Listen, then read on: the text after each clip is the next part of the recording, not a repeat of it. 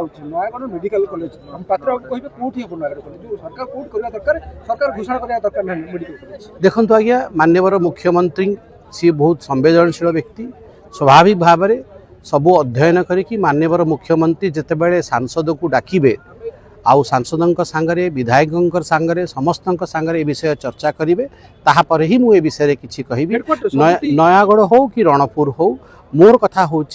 दिजन ही मो बापा माँ से जहाँ निष्पत्ति सरकार नेबे से जितेबाला डका हम आम बसिकी सांगे चर्चा करूँ। स्वागत करेंगे देखो आज्ञा मुझे कहली मु तो जितेबाला माननीय मुख्यमंत्री से विषय में मीटिंग डाकिबे सेतेबेले ही कहिबार मोर क्षमता रहिबो। एबे तो से मीटिंग डका हैनी ता पूर्वरु कहिबा मो प्रति गोटे सांसद गोटे जनप्रतिनिधि मुख्यमंत्री को कहिबा पूर्वरु आमर कहिबाटा एटा राजनैतिक धृष्टता हम ए धृष्टतार मु निजको वंचित रखी दाबी करिवे तुरंत हवा दरकार। देखो मु तो दाबी करी समस्त मंगल हो मु दाबी करी जो भी रोगी अच्छा समस्त मंगल हो केमिति आमे तांको पाई हेल्थ केयर सिस्टम बढ़ई पारिबा सबु अंचल प्रत्येक गाँ प्रत्येक पंचायत लोकों को आज आवश्यकता अच्छी भल डाक्तरंकर डाक्तरखाना डाक्तर नथिले ते वर्ष गलानी एबे जो नवनियुक्ति होउची 3500 डॉक्टर नियुक्ति हेबे से माने जनवरी फेब्रुआरी मार्च मासरे तांकर पोस्टिंग हबो। आमे केमती आमर पूरा नयागढ़ जिले में प्रत्येक पंचायत